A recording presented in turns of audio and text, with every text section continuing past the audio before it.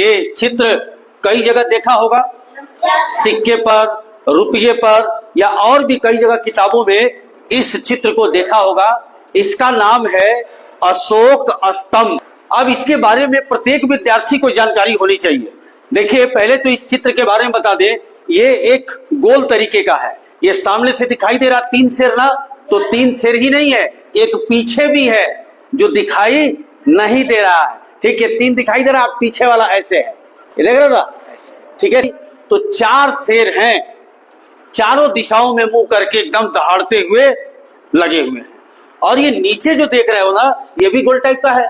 तो सामने से 2 चित्र दिखाई दे रहा है ना, लेकिन 2 ही नहीं है, इसके पीछे भी 2 है।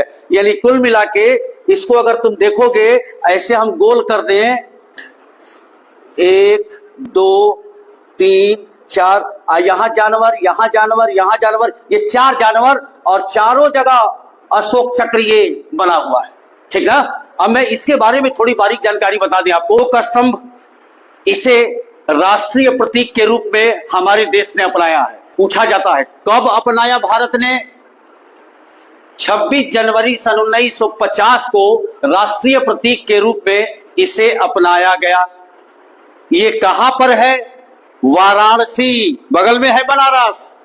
बनारस से थोड़ी सी पहले, थोड़ी दूर पहले ही, यानी बलिया से जाते वक्त पहले सारनाथ पड़ेगा, तब वाराणसी पड़ेगा। तो सारनाथ में अशोक स्तंभ है, वहीं से ये राष्ट्रीय प्रतीक के रूप में लिया गया है। ये जो है, इसको क्या कहते हैं? अशोक चक्र। इसमें कितनी तिल्लियां है बेटा?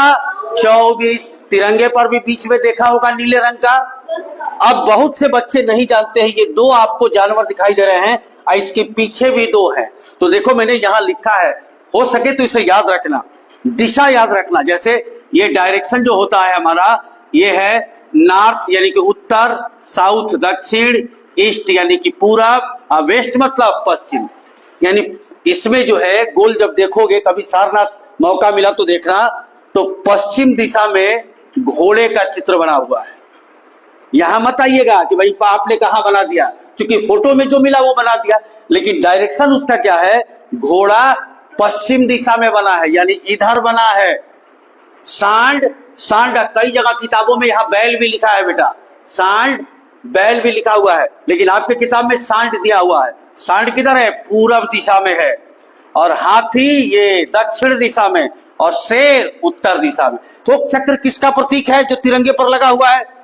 उन्नति और प्रगति का। यानी 24 घंटे हमारा देश उन्नति और प्रगति करता रहता है। अब रहिए, क्यों इसे अशोक स्तंभ कहा जाता है? किसी को पता है? नहीं पता। अशोक स्तंभ इसे इसलिए कहा जाता है कि हमारे देश में आज से 2-2.5 हजार साल पहले मौर्य वंश का शासन था। चंद्रगुप्त मौर्य और कौटिल्य का नाम सुना है ना, किसी दिन डिस्कस करेंगे। मौर्य वंश के तीसरे राजा, मौर्य वंश के तीसरे शासक थे सम्राट अशोक। याद रखना, मौर्य वंश के तीसरे शासक थे सम्राट अशोक, और इन्होंने ही जगह जगह ये अशोक स्तंभ बनवाया था। अच्छा, इसका मतलब क्या था? देखो, अशोक राजा जो था, बहुत ही रोचक बात बता रहे हैं, वो करते क्या थे? ये बड़े बड़े खंभे टाइप का लिखवा दिए, ठीक, ऊपर ये जो है आपका ऐसे अशोक चिन्ह ये बन गया। इस पर जो है अपने देश का नियम कानून लिखते थे, लोग जाके पढ़ते थे कि राजा का क्या संदेश है।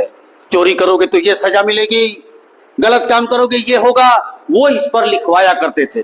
तो अशोक स्तंभ अपने पूरे राज्य में ऐसे ही लगा दिया करते थे, ठीक ना। लेकिन पूछा जाए कहां से ये लिया गया? सारनाथ से ही लिया गया है।